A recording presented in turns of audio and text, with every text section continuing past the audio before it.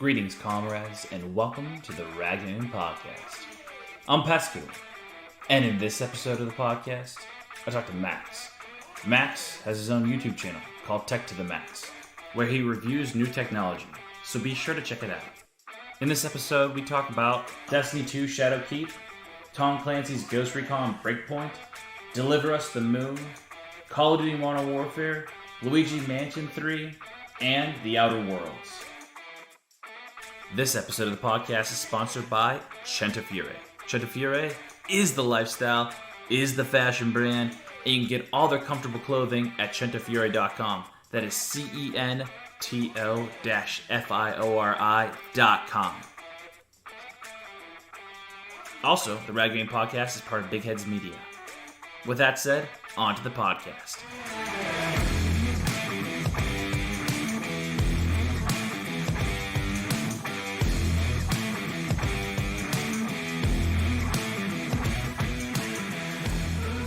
Today's October 1st, so that means Destiny comes out. Well, Destiny does not come out, excuse me. I meant to say Destiny 2 Shadowkeep comes out today, which is expansion, which is the fourth expansion in the Destiny's expansion realm. Okay. Have you played through the other 3 expansions of Destiny? I'll be honest, I have not. But I've played the first Destiny, and I did enjoy it for a while until it got to the raids, and that's when I kind of dropped off of Destiny. Okay. And there's nothing against the game. I played, before this I played WoW, and I really got into WoW, and I really, my friends were all, at the time it was the max level was 85, and I went from level 1 to 85 in a matter of months, and I did that 3 different characters because I was in a guild, and they needed a tank, a DPS, and a healer because they were missing them, so I did it with 3 different characters in a matter of months, and I grinded those from 1 to 85, and then we did raids, and we kept on wiping and stuff, because obviously I'm a new person, not knowing anything. It took me a while to learn all the raids, and then the frustration of wiping constantly during the raids just really, upset me. Yeah. So I was like, you know what, I'm done. And then I played Destiny. Destiny was fun. I played online. Online was fun. Playing the campaign was extremely fun for Destiny. And then it got to the raids, and the same kind of concept happened. Mm-hmm. So I didn't have enough friends to kind of communicate with, so you have to rely on other people to fill those gaps that you have to actually do a successful raid. You need people to communicate correctly and to do what they need to do at the right time, and it seemed like I would rarely get people that were capable of doing that just because it was tough to communicate with them. Some people didn't have mics, some people were just terrible at communicating, some people were just AFK. So away from keyboard, I guess. Away from keyboard? Away from keyboard. Oh, away from keyboard. Yes. Oh my God. I don't know. Gaming terms, man. Gaming terms. I know that. I'm sorry. I know that. No, you're fine. You just caught me off guard with I thought it was a Destiny term. Yeah. Okay, so what are you thinking about this new one coming out? Well, from what I understand, there's new missions that they released with quests, new destinations, new dungeons, new weapons, new gear, all new raids, and yeah, that's kind of what they got. And so I have some buddies that are huge into Destiny. I never played Destiny personally myself. However, I did play Anthem. And a lot of people told me Anthem played very similar to Destiny in the way. Yeah.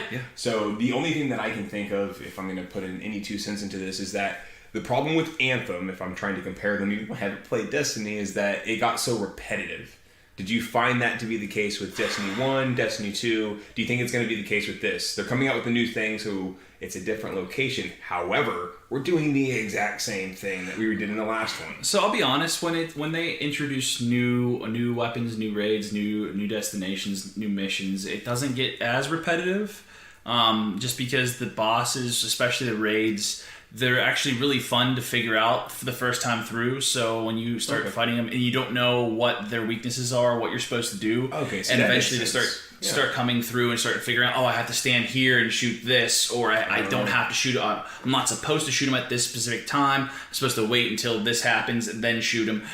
It's really fun to get to know those things, and if you have people to play with, it's even more fun. So I would say this like expansion would be extremely fun for people that have friends that constantly play and are online that they can hop on with.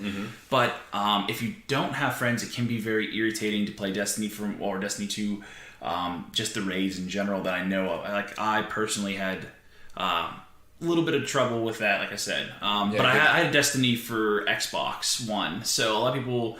I wasn't into PC gaming when Destiny 1 came out. I was just starting to get into PC gaming. So a lot of people made that transition from console to PC, and I didn't do that. So I bought it for the Xbox One. All my friends were playing on PC, and it kind of like... Is it cross-platform?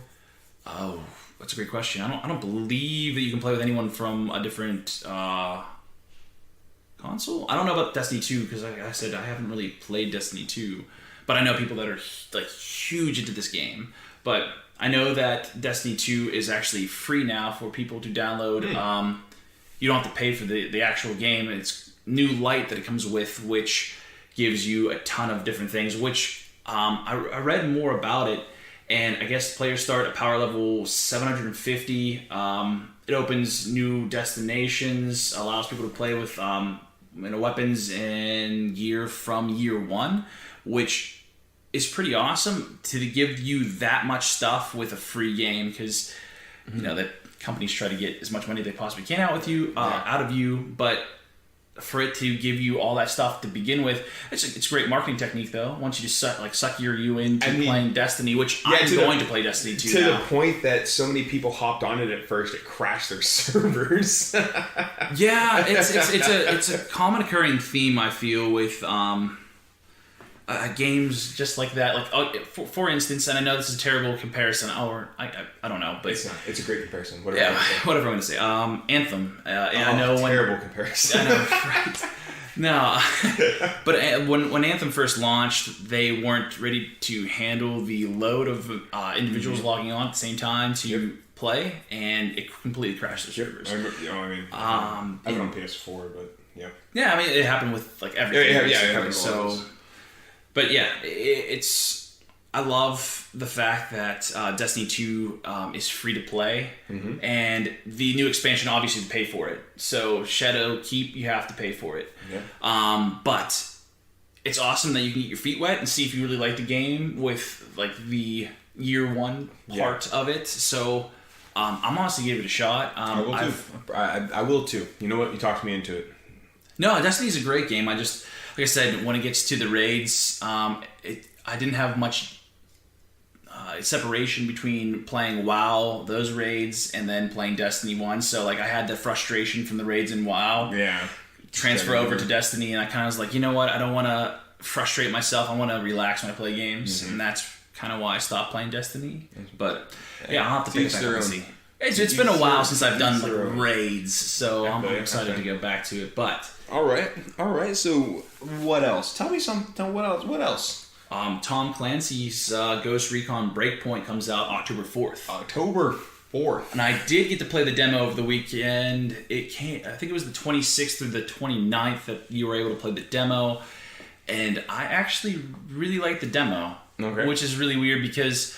I haven't gotten to Tom Clancy games. I mean, besides Siege, I love Siege. Siege was really great, but the way in which you play this game, it's a third-person kind of view. Okay. So you're kind of, over your guy's shoulder when he's playing. But the developers of this game really wanted to hammer home the idea of survival, and I really love that concept.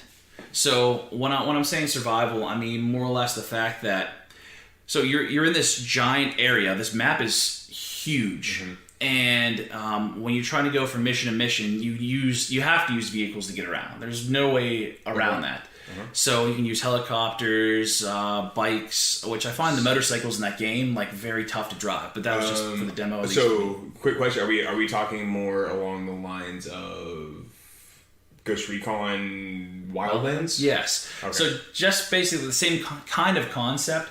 But they added a little bit of different stuff to it and elements, which is why I do like this. I did like Wildlands; it was a great game, but what they really hammered home is, like I said, survival.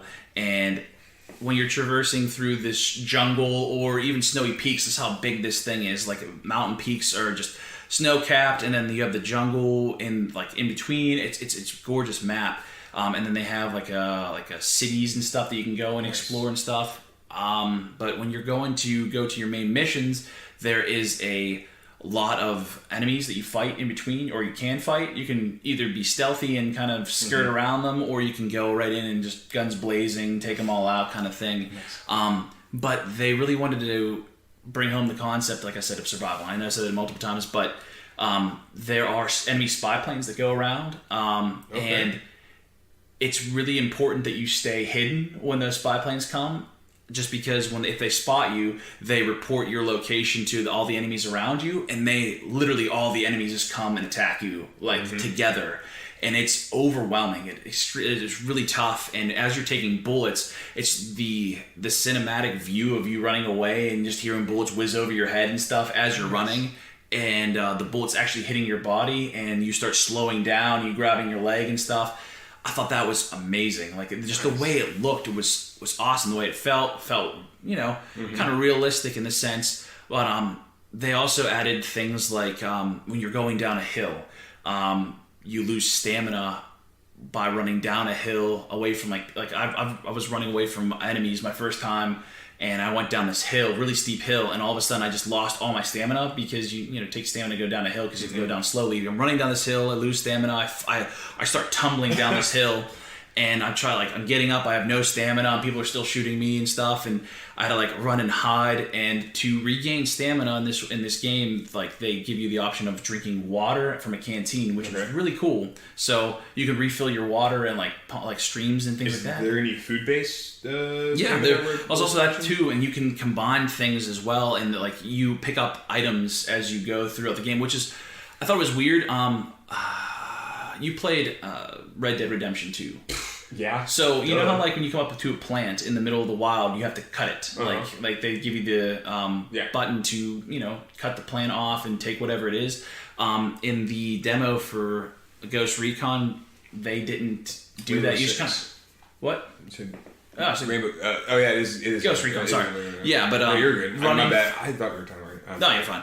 Running through the jungle, you kind of just run across some kind of resource. You just pick it up automatically, which I didn't like. So you can be sprinting through the woods, and you get to the other side of the tree line. It's like you have 10 things, and you're like, wait, what? Yeah, I didn't like that about it, but I mean, I thought that a lot of the other things were really realistic about it. And well, maybe when you're playing online or playing against people, that might be a feature that helps tremendously, opposed to having to stop, or if you're running from someone. But yeah, I think from everything you've described, it sounds so real to life, and then that one aspect of it seems a little odd. I wanted to ask you, so when you said, you were telling me that if you get shot in the leg, you slow down. Yeah. Right? You slow down. Yeah. So what about if I start picking up more stuff? What if I change my weapons? What if I change my gear? Does that also slow down my sprint speed? Did you see any of that? Did it mention that in there? So I didn't notice that at all when I picked up items. So running through the woods, picking up, resources, because those resources are used for crafting, by the way. I didn't notice that my speed declined because I was picking up or taking up space in my inventory, if that's what you're asking. I didn't notice that at all. Switching between guns and running and things like that, I didn't really notice too much of a decrease in speed. But no, I think that for the most part, they really took the time to think about when you're getting ambushed and things like that. They really hammer home the idea of you're really surrounded, and it's like you need to get out of there kind of thing. Yeah. I felt like a lot of games never really covered the fact that if you're spotted, when you're doing a stealth, it's not overwhelming. Mm-hmm. But in this game, they really make it overwhelming to the point that you need to get out of there. 5 stars on GTA overwhelming. Yes. Yes. So it's too much. The army shows up and you're like, what's going on? Yeah. You're like, that's what's up, man. Did I just run over that old lady and I got 5 stars? How does that happen? Yeah, right. That sounds awesome, man. I've actually I like the Tom Clancy games. Dating way back to even Rainbow Six, when it's just a little dot in the middle of the screen that you're controlling. So I will definitely be picking this up and giving it a shot. I believe we said the date is October 4th. Yes. Right? I mean, that's, 3 days And we can play together, too, because it's co-op. It's co-op? Yeah, so you can drop in, like, right into my mission, and we can take people out simultaneously, which is cool, because you can ping things and tell your players. You can take out, say, like, you can put markers on them saying, like, this enemy is number 1, this enemy is number 2. You take out number 2, I'll take out number 1, and we'll do it on 3, 2, 1. Okay. And you can take nice. Yeah, you can coordinate things very well. Army of Two-ish. Yeah, Army of Two-ish was like that. You could sneak up on your people, and then through communicating, you could say, let's do it right now. So yeah, and there's so many things you can do, upgrading weapons, gear, things like that. You know, basic. I feel like we probably won't talk about this a whole lot, but how was the graphics? Did the graphics seem like up to date and just gorgeous? they were really beautiful. I'm not saying that they were like absolutely stunning to the point that I was just like awe of the game, but I mean the demo was very beautiful. I mean the map was very very very gorgeous, at least from what I've seen. So flying around, seeing everything all together, even running into in the jungle and things like that, I thought that everything was pretty good. I mean, I didn't see any issues or anything. I did notice that I did find this one part that this one guy was stuck in a safe room, looked like, and I couldn't figure out how to get in, and I threw a... That's the point. Sticky mine? Yeah, I know. I threw a sticky mine underneath the door somehow, and I blew it up, and it killed him through it, and I couldn't even get to the door. I don't know. It was weird, but it's a demo, so yeah. I can't really complain about that, but it was good. But yeah, I also know that Deliver Us the Moon is coming out for the PC October 10th. Yeah, this game looks awesome. I love the concept of the fact that we have to travel to another planet to try to sustain our planet. Yes. And then I love the fact that if you haven't seen the trailer, go check out the trailer. But when you land on said moon, you have no communications. They want to know what's going on with these other people, and you're out there just going through this space station on the moon, and you're encountering all of these things. This game looks awesome. Yeah. So for people that don't know what it is, this game it's a sci-fi thriller that basically Earth is tapped of all its resources, and somehow the moon has resources. So they've colonized the moon, and apparently they lost communication with the moon. So they send you as an individual up there with a small robot sidekick, and you guys try to figure out what happened. And just the game does look gorgeous. It looks amazing, man. What I'm seeing a lot of too is it seems like it's going to be very heavily puzzle based. Yeah. It looks like it's going to play a little bit kind of like, it has a bunch of different feels to it, man. I got kind of like a Mass Effect feel. I got kind of like a BioShock feel. I got kind of like a No Man's Sky, because it showed that weird little thing sitting there on like looking like almost like there was an alien or something. Wasn't that game? I'm pumped about this game. Like after watching the trailer, I think this is going to be an amazing game. Although it only comes out for the PC, so those PC. You gotta get a PC. I'm going to get off my back. What was our release date on that one? October 10th. Yes, that's right around the corner too, man. Yeah, all these games look right really here. good. Yeah, they're right here. We're in it now. But The Witcher 3 comes out. Wild Hunt comes out for the Switch October 15th. Everyone knows The Witcher, so I mean it's a great series. I love The Witcher series. It's such a great franchise in general. So good for them that they got their game finally. But it's just another Witcher game, man. Yeah. It's coming out for the Switch. I don't know. Go get The Witcher. If you like The Witcher games, you guys got another one. Here you go. Yeah. I hate to. I'm not dogging on it, but it just. No. The Witcher series is amazing. Yeah, it's just another Witcher. It's been out for ever. But it's coming out to the Switch, so if you want to play Witcher 3, go play it. Yeah. It's out. Switch people haven't been playing it. It's coming out. Yeah. And then we have Call of Duty Modern Warfare. I know we talked about this in the last podcast. That comes out October 22nd. October 22nd, right around the corner. And then the next one comes out October 23rd. I'm joking. Yeah, right? I'm just playing. No. But they did... It's a total reboot of the series. And if people don't know, it's not the exact same storyline as the other Modern Warfare. It's actually updates basically the setting of the whole thing. And then also... incorporates current technology they basically use in Modern Warfare. So it's kind of a nice little spin, and they kind of give it a little tweak to make people want to get back into that. I can definitely respect the upgrading of the technology. I once was in the military, and I know a lot of people in the military, and if they're able to play a game and see technology that they're using like actually in the field and stuff, I think that would resonate a lot more than a lot of this other stuff that we see that doesn't seem to be so common, all these things. So the fact that they're trying to bring up more current technology, more real-to-life technology, I think is a great move for Call of Duty. Talking about Call of Duty, they actually just came out with, what is it, Call of Duty Mobile. So you can play Call of Duty on your phone. On your cellular device. So I downloaded it, gave it a spin, and I'm actually really good at it, and I've never played Stop talking about mobile game. No, I mean, don't be wrong. Like, this is gonna be a hard time. Yeah, no, it's really strange. The first time I played, I got I think either 12 or 17 kills in it, which I was the MVP of that game. And then the second game, I got 22 kills. I was the MVP of that game.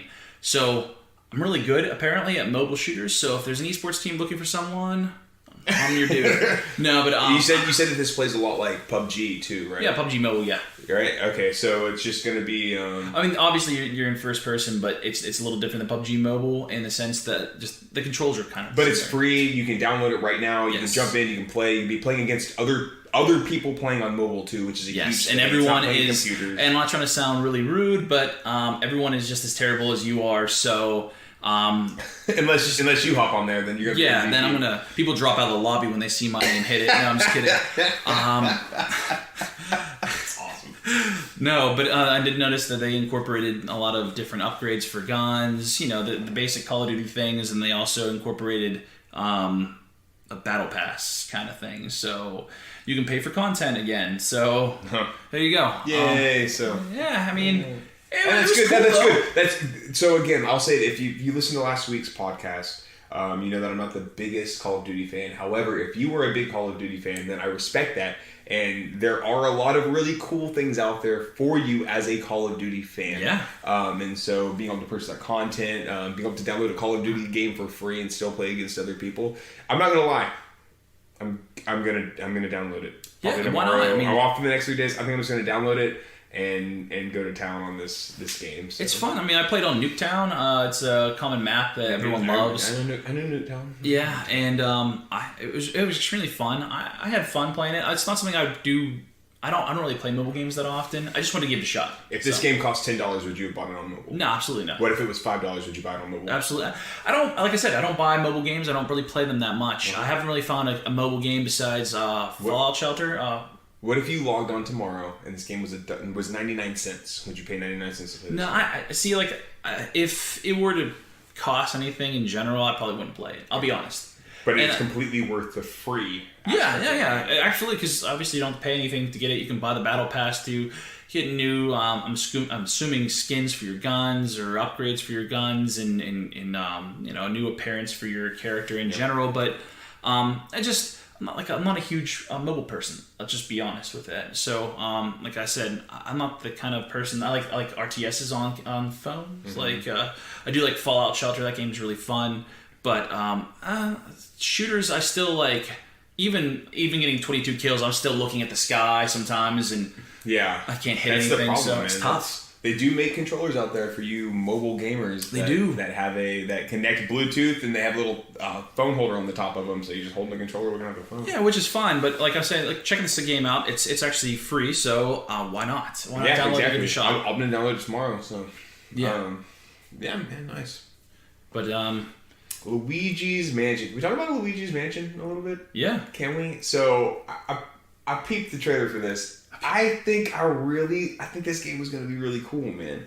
Do you think the market's tapped out though? I mean, we've had 2 other. So what they've done with this one is they have added some cool tools to whenever it comes to actually fighting the ghosts that you are going to experience inside this haunted mansion. So you have what they call the G-00,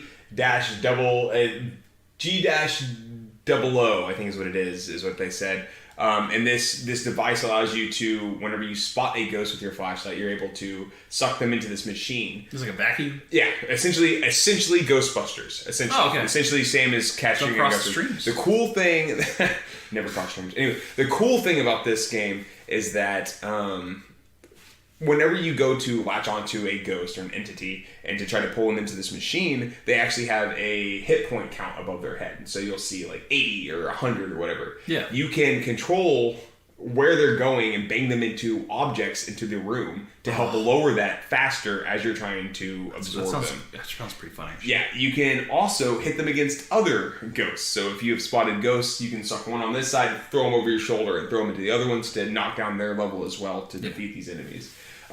You also have a new tool that has a suction cup on it where you can shoot a plunger into an object and drag that object around and break things as well. So it's much more interactive. It's much more...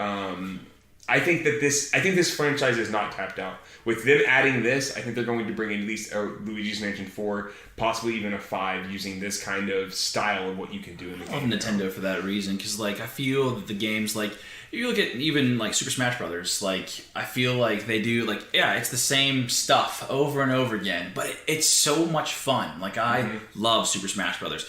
Yeah. And I get so into it. What? Did you see the new one? Oh yeah, of course. Oh my gosh. No, I'm just saying like it's those.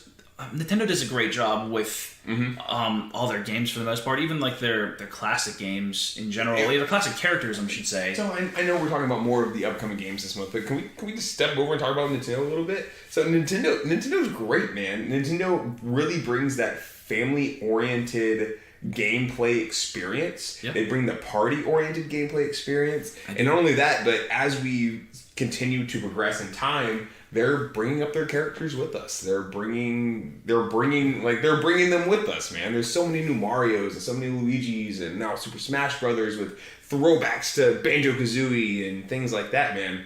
Nintendo's got it going for them. And now you can even get The Witcher 3 on the Switch. What? Well, not until the 15th, but Witcher 3 on the Switch. And actually, Luigi's Mansion 3 comes out October 31st. Halloween. Ooh. Yeah, right?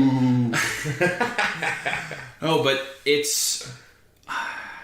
I don't know. I don't have the Switch, which stinks. We're gonna get one, man. I'm gonna get one so we can play the Switch. Like legit, like I'm getting a Switch real soon. Awesome. That's awesome. I really want to start playing some stuff because I'd go over to my friend's house just to play Super Smash Brothers at one point in time. My house. Yeah, well, you are my friend. I hope it's not a big deal. Anyway, no, but talking about kind of bringing back old games, I did get a chance to check out Medieval. Mm-hmm. And you were telling me, yeah, that game was really fun, and it bring back that nostalgia feel that I felt back in the good old days. So let's talk about graphics before we talk about the game. Yeah. Because it's a bump in graphics. It's like a Spyro, because so exactly like, same yeah, like same we were saying. Kind of graphics. Damn, I've just been so busy this week I couldn't come over. Yeah, it's great. I'm really happy about that. How did you feel about gameplay? The gameplay was nice. The camera angles are still really rough to get around. Yeah.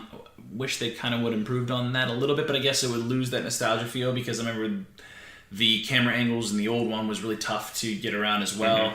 Mm-hmm. But I really did enjoy the fact that it's a puzzle kind of game. It looked like a Tim Burton kind of feel to it, and I really liked that aspect of it. So the surrounding areas kind of looked like Nightmare Before Christmas. Yeah, and I kind of liked that actually about it. So. No, the demo was very short. Did you want more? Did you want to play more? Tell me you wanted to play more. I wanted to play more. They stop it at the right time, man.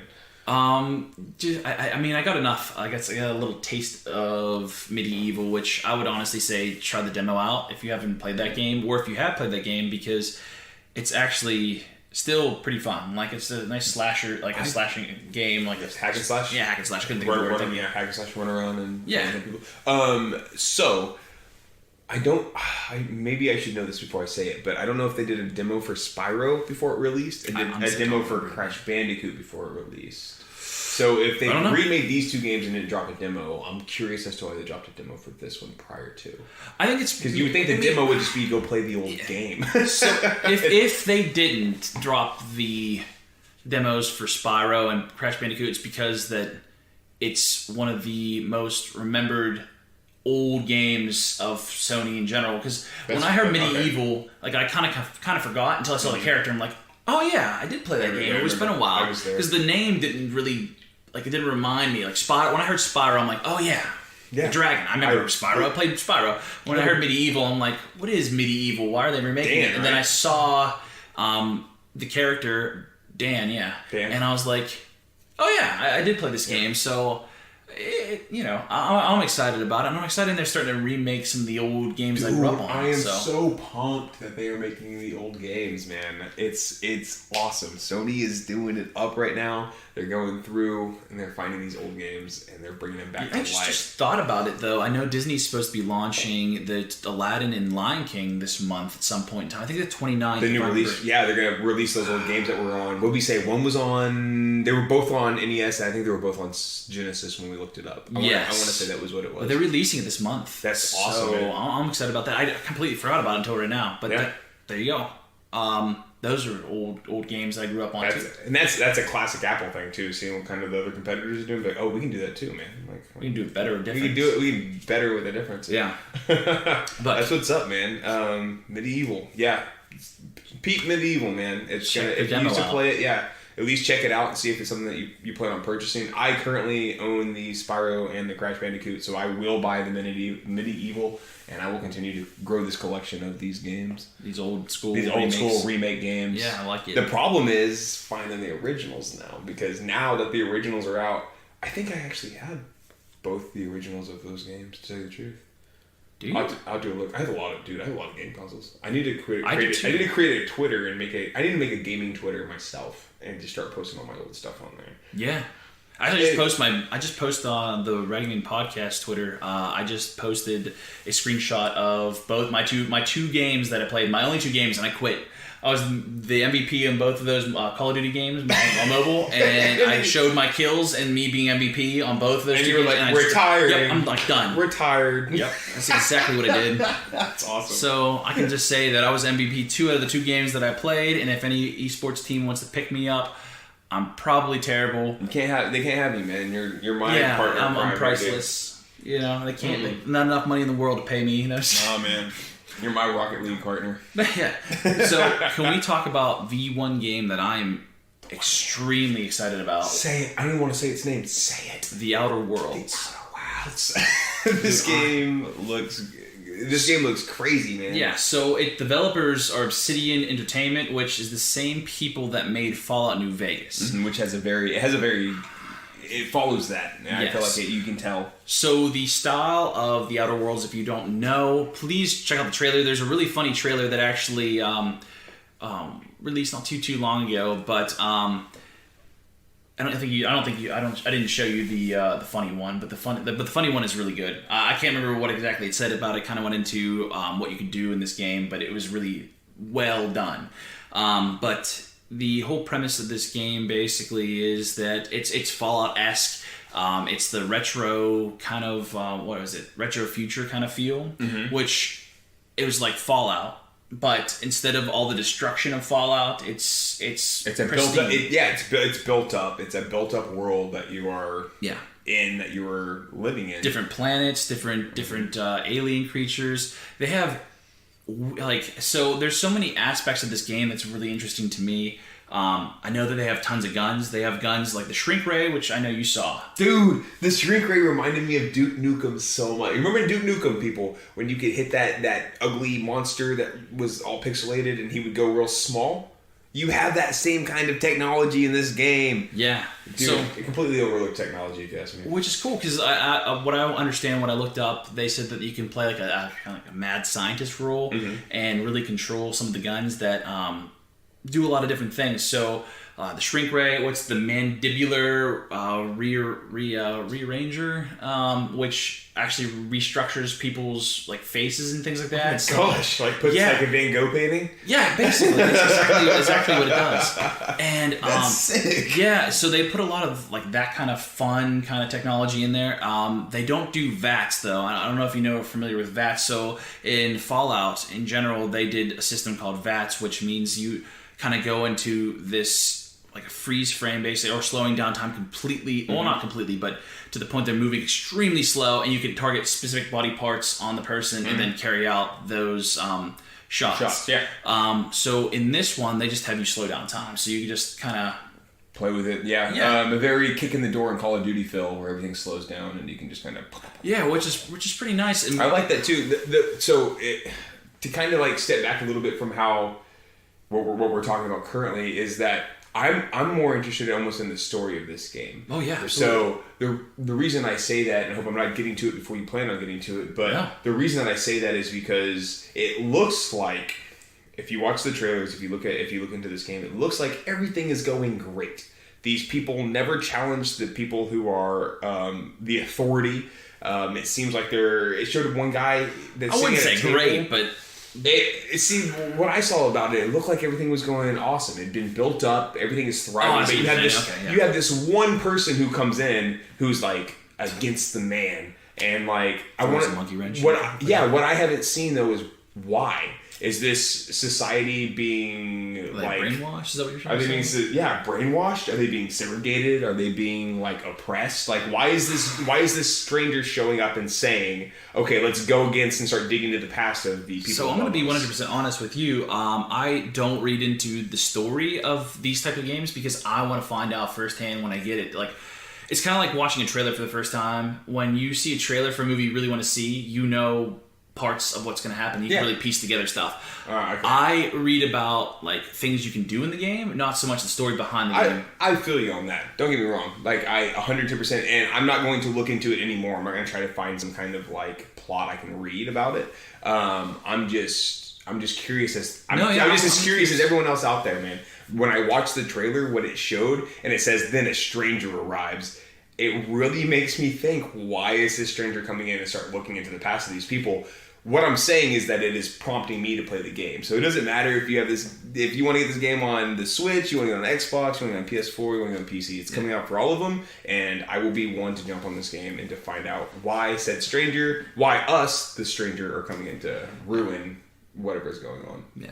But I know in this game you can get companions, which is pretty awesome. Mm-hmm. And I understand that there is a leader perk that you can get that makes their abilities a lot better. So you can kind of, as a leader, you can command your companions to do like things, and you can make them dropkick people, like be like dropkick that lady, and just she's gone, like through the field goals. Instant willingness, obedience to orders. Yes, so that's exactly that's what I need. That's what I need. No, but it was. Just the concept of that is just amazing, and the fact that they're able to go in and there's a couple different difficulties, and if I remember correctly, I think it's Supernova. Yeah, Supernova. Supernova is a difficulty inside the game that actually makes it like survival-ish. So you have to basically, eat, drink, that kind of stuff, from what I understand. And then also, if your companions die, they're permanently dead. So that's permanent death. That's no good. Yeah, no, I hate that idea. But I mean, if anyone wants to really dive into this game, that's a pretty neat concept to have. Right, you heard it here. If you're gonna play this game, you have to play it on Supernova. Don't try to play this game on normal. Don't try to play it on easy. Don't even look at hard. You just go straight to Supernova and you play this game. You even glance at easy. Yeah, that shouldn't even be a thing. I'm gonna command my companions to come over there and drop kick your companions. That's what's up. No, I am actually super pumped for this game. I truly am. It's been too long that I think since we've had a good game like this. When I was looking at the trailer and I was looking into this game a little bit, a lot of things came to mind. I have to say it because I said earlier, but the No Man's Sky character I was talking about, I got my games a little mixed up. It was this game. So we have the feel of No Man's Sky because there was this random creature We have a little bit of the Duke Nukem. We have a little bit of the Bioshock in this one as well. Yeah. You have, I mean, this game is. You can even go as far as saying Borderlands too, because the Borderlands, art style's different, and not to the point that Borderlands was like cartoony, but what I'm saying is they have a lot of different crazy. You weapons. definitely get the feel of Borderlands, and the character that follows you around reminds me of something you would see in Portal, but it acts as something you would see in Halo, like that. What did we say her name was? Contora, whatever the little thing you have in your head in Halo. You're talking about Halo, yeah. Oh my god, Katana? Was it Katana? Cortana? Yeah, Cortana, yeah. But so you have that kind of feel with this creature, or with this device that looks like... Creatures, but yeah. This game is going to be awesome. And it makes me, to tell you the truth, if I'm being honest, this game makes me so excited for the future of video games. Because I feel like we're getting to this point now where the next thing they need to do is make this game a VR game. And then we're just essentially living Player One. Ready Player One, the movie. That's true. You know what I mean? Yeah. So I'm excited. I'm really excited. No, this game is definitely one of the games I want to pick up. And I did see today that Green Man Gaming, if you go on there, it's for PC. Yeah. They have a code that you can use if you want to pre-order the game. It's Autumn 15, which everything is capitalized and all together. So Autumn 15 is AUTUMN 15 all together. You put that in and you check out, and you get 15% off of Outer Worlds, which brings that game to $51, and that's not bad. Just because $60 game plus tax. So no, that's great. That's a great price for this game. Man, I'm telling you, I can't wait. This game's gonna drop, and people are gonna be talking about this game, I think, for a very long time. I think this is gonna be the next big thing for gaming, man. This game looks really cool. Yeah, I think the idea behind Obsidian Games finally coming back and doing something really Fallout-esque, but not being Fallout. But not Fallout. It's Fallout-esque, but it's not Fallout, man. We're not worried about survival after everything's gone to shit. Stuff. Yeah, no, yeah. Things. What we're worried about is what we're doing now is things are thriving. This could almost be a prequel to Fallout. This could be how everything got brought down to where we're living in the Fallout-esque era. Well, I want the him future. I want him to take it down, man. I want this character, our character, I want him to take down whatever this higher being is. I see what you're saying, but no. Is that too much? No. I think it's the idea of this game is so outlandish, and I'm excited to see. It's not just a story-driven game that you're gonna just blow through. There's so many side quests. There's so many like little things throughout this game that you can do, and ways to play this game. It's so much replay value because you can go through, play evil, and kill basically everyone, kind of like you could in Fallout. Fable! That was the other part I was going to throw. It's very Fable-esque. You can completely dictate if you're a villain, if you're a psychopath, if you're a hero. You can be nice to these people. You can be mean to these people. You can help these people out and then shoot them in the head. It's whatever you want to do. Yeah. I'm sorry, I took that from you. It's like Fable too. That was the other one. Took it from me. You're fine. It's Fable, dude. Man, it's Fable. Like it's Fable-esque, dude. No, it's great. The whole point of what I'm trying to say is that with so much detail going into this game, it does give me so much more hope for this company in general to create something that's not exactly on these two lines, because I know that they can do this retro futuristic style very well. Okay. But I want to see what else they can do. So like if you think of Bungie, and I'm hoping that how Bungie was working on Halo, to see Bungie do something other than Halo was something phenomenal. And I was blown away. So I'm saying I want to see Obsidian Entertainment do something else that's not Fallout-esque but has a story-driven game. I'm really excited to see that. I'm sure that this will catapult them forward and have hoping, because this game looks amazing. Yeah, it truly does. This game is going to be one of the hints why we saved it for last. That is why I saved it for last, because it does come structure. Yeah, there is no structure now, because this one comes out October 25th. October Yes. 25th is the day of days if you are big into... And that comes out for everything. So everything, man. PC, PS4, Switch, Xbox One. It don't matter, dude. What I'm wondering is there going to be any kind of online play with this? Have they mentioned anything? Single Are they player. going to mention... Well, I mean, even Tomb Raider came out single player, but after you beat the game, you could do some things in co-op. So I'm curious if they'll add an aspect of that, which we haven't heard about yet. I think that... I'm not sure. I haven't read anything about co-op, but I think that anyone dealing with the whole kind of Fallout feel with like an RPG kind of story-based game is a little afraid to touch that market now after the flop of 76. Makes sense. I mean, I at least that's how I feel because I bought that game. I never played it. There's just so I did. I'm not even kidding. And it's sad to say. I can believe you just said...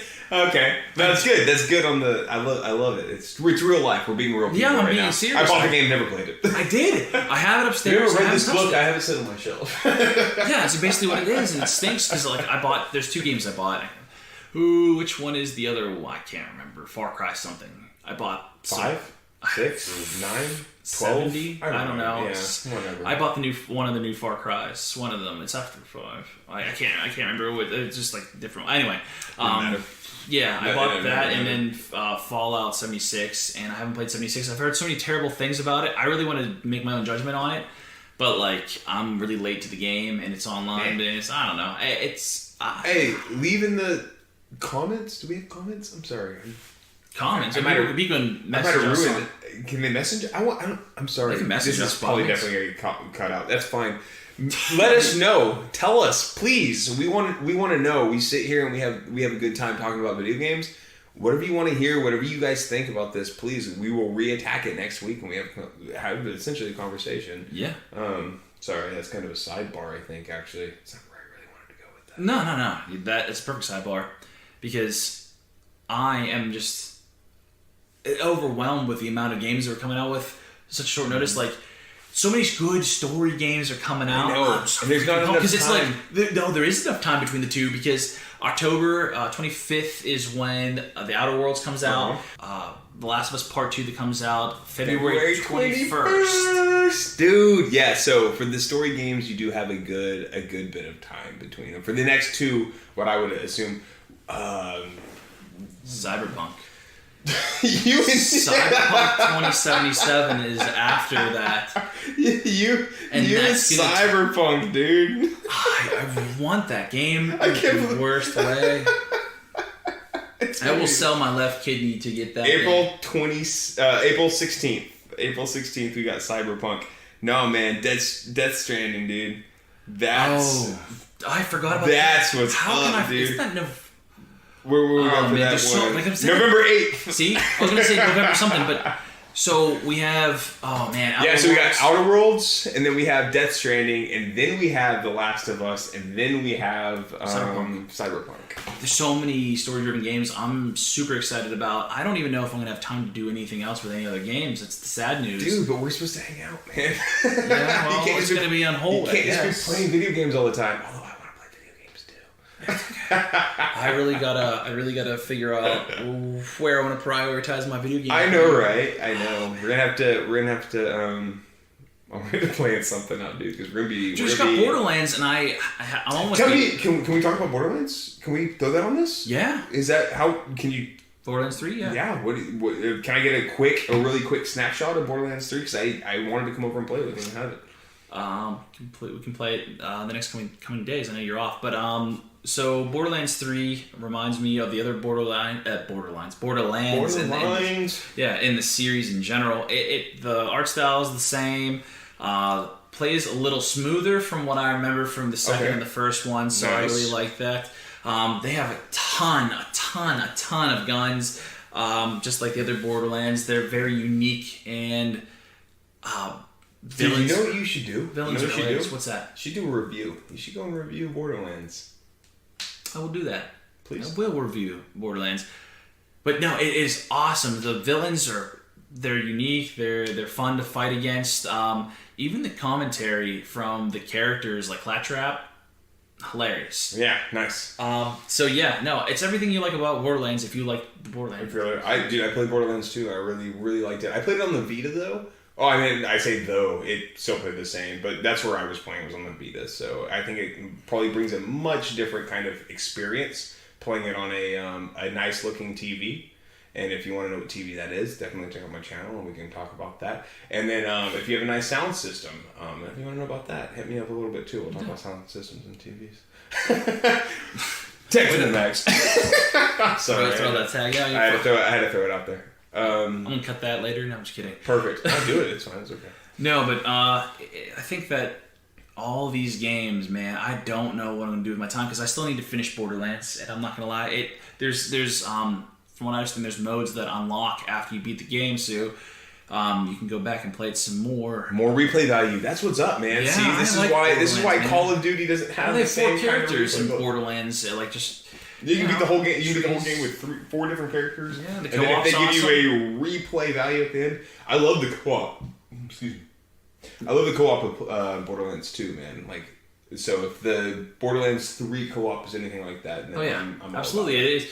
I haven't got a chance to really try it out because someone's supposed to come over and play it with me, but totally getting called out, man. Yeah, that's what happens when you don't follow through with co-op. Hey, games. you don't know me, man. Get off my back. Yeah, right. Get off my case. No, but so many good games coming up in October. I'm really excited for all these games. Tom Clancy, Ghost Recon, Breakpoint, I can't remember the name of it. Jeez, oh man, Destiny 2. Destiny 2. But it came out today, so Deliver Us. check it out. The Moon. That's another one, man. Deliver Us from the Moon. Yo, Yeah. peep these games. Let us know what you think. We truly want to know. We want to build these podcasts around the fans out there. So peep these games. Let us know what you think. Yeah. Let us know what you want us to play, and we'll sit here and we'll talk about them. I'll keep on trying to play games and kind of give you a synopsis as long as my money and my willpower can last.